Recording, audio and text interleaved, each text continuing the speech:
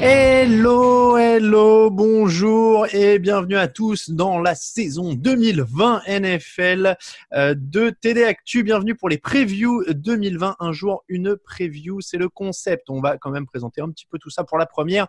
À mes côtés, Raphaël Masmejean, bonjour. Salut Alain, salut Grégory, salut à tous. Grégory Richard, bonjour.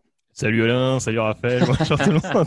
Ah ouais, c'est l'été, il fait beau, il fait chaud. Il a pris sa plus belle voix. Ouais. Ça taille un peu comme ça. Je me suis dit fallait marquer la rentrée, quoi, tu vois. Ouais, et puis Greg est moqueur directement. Bah ouais, écoute. Moi, j'avais rien à redire sur la voix, mais pourquoi pas. Messieurs, je suis donc, jaloux, tout simplement. Nous sommes encore en visio, évidemment, puisqu'on nous respectons les gestes barrières plus que jamais. Vous nous écoutez peut-être en vacances. Je n'arrive pas à articuler, c'est la rentrée. Voilà, c'est la chaleur, ça rend fou.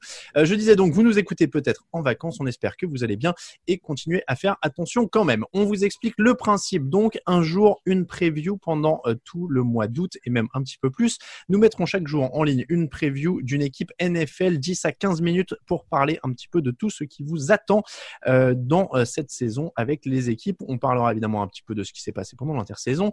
On parlera aussi des chances de gagner de cette équipe, des chances de perdre aussi, ceux qui peuvent les faire perdre.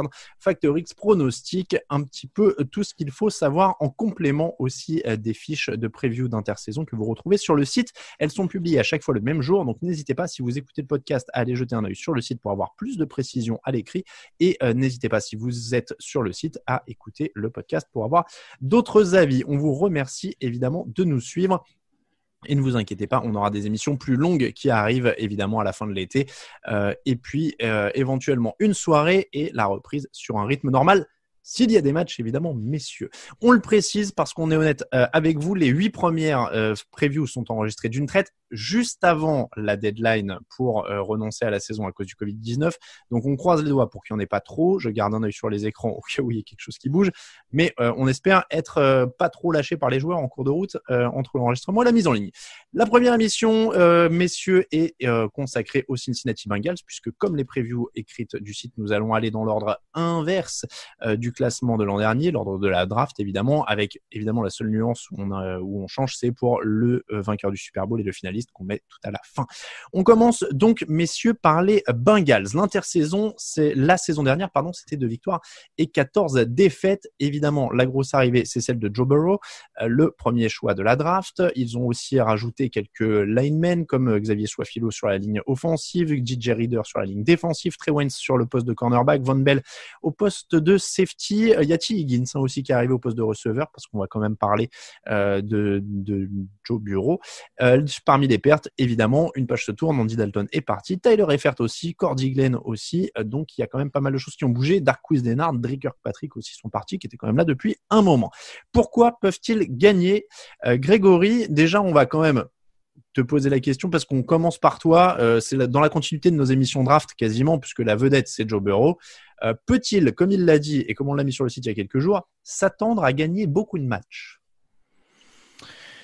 Il peut s'attendre à gagner un certain nombre de matchs, plus que l'année dernière en tout cas, d'un point de vue bilan global des Bengals, ça me paraît quand même la moindre des choses. Après, oui, il y a beaucoup à dire sur le casting. Après, sans forcément dévoiler tout ce que je vais dire sur pourquoi ils vont gagner, pourquoi ils vont perdre. Mais oui, en tout cas, il a le potentiel largement pour le faire. Il y a le retour d'A.J. Green, bien entendu, au poste de receveur. Tu parlais de T. Higgins. Il y a d'autres receveurs intéressants avec notamment Tyler Boyd et John Ross qui peut être une bonne menace, même s'il reste relativement unidimensionnel. Mais en tout cas, il y a la possibilité pour Zach Taylor, qui est arrivé en tant que disciple de Sean McVay, d'avoir une attaque très, très écartée et qui peut convenir à Joe Burrow, vu qu'il était plus ou moins dans un système similaire à LSU.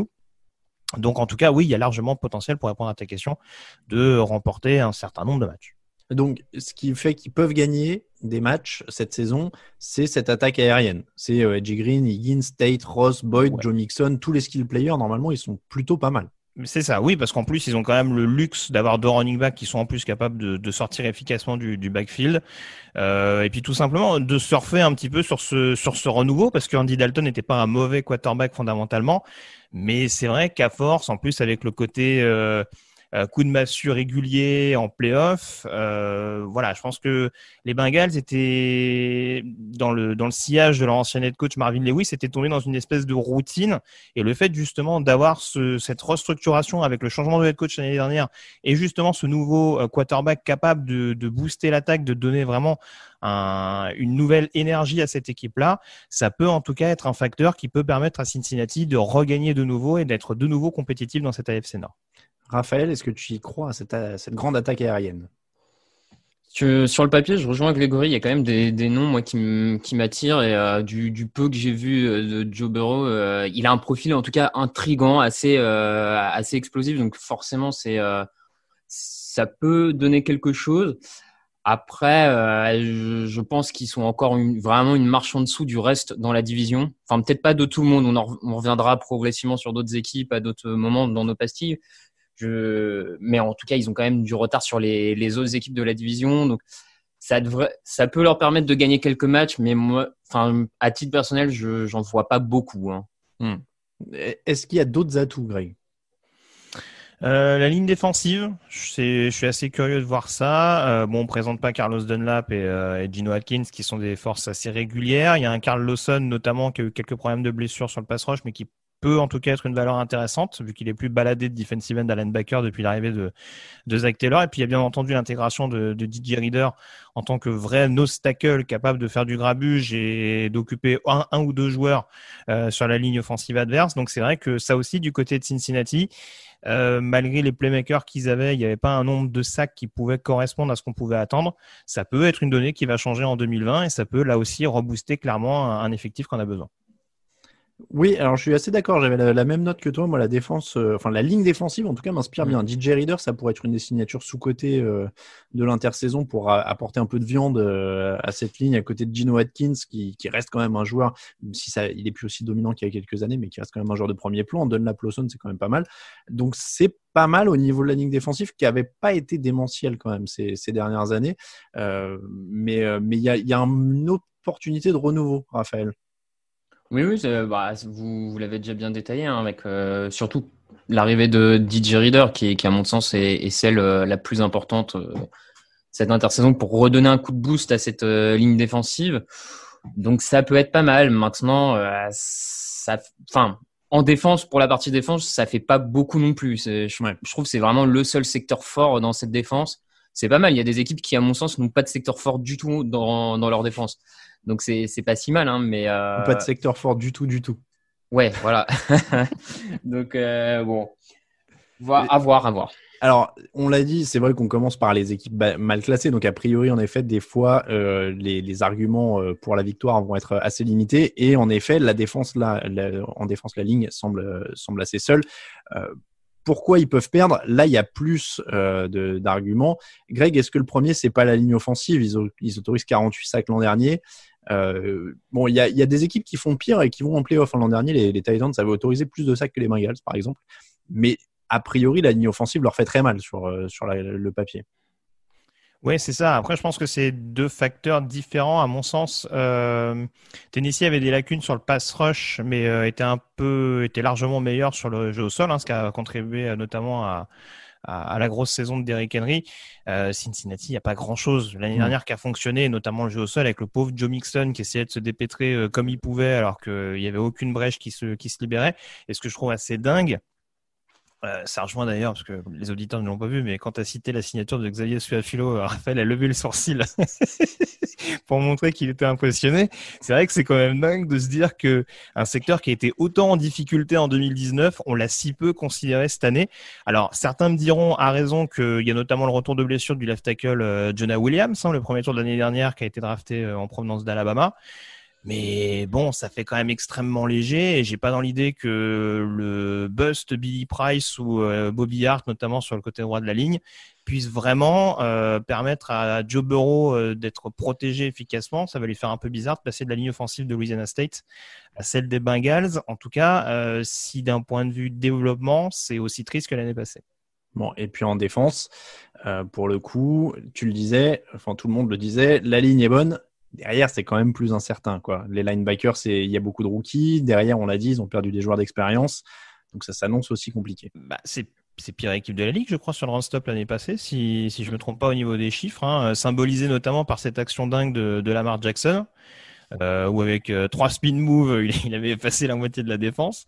Donc oui, non, c'est sûr que ça aurait été bien que ce soit considéré. Alors certes, ils ont pris 3 rookies lors de la draft, mais le chantier est assez vaste. Et quand ton meilleur joueur sur le deuxième rideau, c'est Bynes, l'ancien de Baltimore, qui est quand même qui a un âge quand même assez avancé. Ça en dit long, en effet. Comme tu le disais, il va falloir que le premier rideau soit très très efficace parce que sinon derrière il y a big play quasi assuré, je pense. 148,9 yards par match encaissés au sol l'an dernier. Pour donner la stat, ils étaient bien derniers, en effet, 2 yards derrière Washington. Donc, en effet, là-dessus, il y a aussi des problèmes. Et dans la couverture aérienne, il y a du turnover avec des cornerbacks qui sont partis. On l'a dit, Darqueze Dennard, Drake Kirkpatrick, alors qu'ils ne sont pas des superstars. Mais... Oui, ça fera moins de pénalités pour Cincinnati. Ça, on pouvait le mettre dans le truc de ce qu'ils allaient gagner. Après Murphy qui est parti à Kirkpatrick, c'est pas mal. Mais voilà, après, je sais que William Jackson, par exemple, qui est leur corner titulaire, doit rester en forme sur la durée. Et bon, après, ils ont Trey Waynes en cornerback numéro 2, qui a pas été une déception absolue à Minnesota, même s'il avait été drafté assez haut. Donc, ils ont des joueurs intéressants sur le backfield. Après, voilà, là aussi, c'est pareil, c'est du coaching, c'est voir comment ils vont être développés. Mais je dirais pas que c'est une faiblesse sans que ce soit non plus une force. Oui, ce qui est quand même problématique dans une division où tu vas jouer Ben Roethlisberger et les Steelers, où tu vas jouer Odell Beckham et Jarvis Landry. Alors même s'ils sont pas incroyables l'année dernière, mais il y a quand même du matos en face, donc ça risque d'être compliqué. Le facteur X de cette équipe, petit tour de table. Grégory, on te laisse commencer. Tu avais le lead, comme on dit. Non, on va pas être trop Startup Nation. Tu avais la main sur cette équipe. On vous donne les coulisses. On s'est quand même donné quelqu'un qui mène les débats sur par équipe. On s'est réparti ça. Donc Grégory, tu avais les Bengals. Ton facteur X, ce serait qui? Franchement, il y a beaucoup de directions. Alors forcément, j'aurais plus axé sur la ligne offensive. Après, si je devais déterminer un joueur, je dirais que par lien de cause à effet, je pense que le facteur X, ce sera Joe Mixon. Si Joe Mixon, pour moi, fait une bonne saison, une bien meilleure saison que ce qu'il a montré la saison passée, s'il est bien mieux entouré, ça retirera forcément de la pression de Joe Burrow. Ça lui permettra d'être un peu plus épanoui dans son jeu. Et du coup, ça rendra cette équipe de Cincinnati déjà beaucoup plus fringante offensivement et forcément avec un bilan comptable beaucoup plus flatteur. Donc je pense que Joe Mixon, comme il a été malheureusement la saison passée, peut être clairement la boussole de ce que va donner cette équipe de Cincinnati. C'est vrai qu'on dit souvent que les tight ends sont les meilleurs amis des quarterbacks rookies, mais un jeu de course qui marche, c'est quand même mieux. J'aurais tendance à préférer. Raphaël, ton facteur X pour les Bengals? Moi, j'ai du mal à ne pas aller vers Joe Burrow, forcément, quarterback rookie. Ces dernières saisons, on a quand même eu plusieurs quarterbacks rookies qui ont fait des très grosses premières saisons. Sans forcément citer Mahomes, où là, on est à un niveau peut-être un peu trop. Il n'était pas rookie, hein, Mahomes. Oui, c'est vrai. Il fait une année sur le banc blanche derrière Alex Smith. Ouais, vous avez.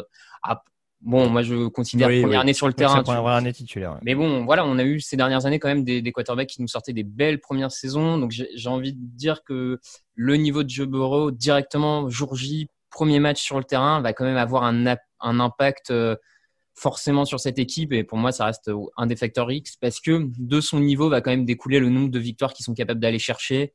Voilà, donc moi, c'est quand même le joueur que j'ai envie de suivre cette saison et un peu mon facteur X côté Bengals.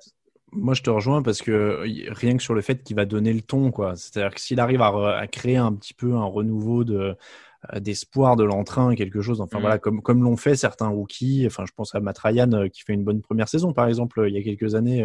Greg, ou des mecs dont tu sens qu'ils changent un peu la culture, quoi. Qu'il se passe un truc.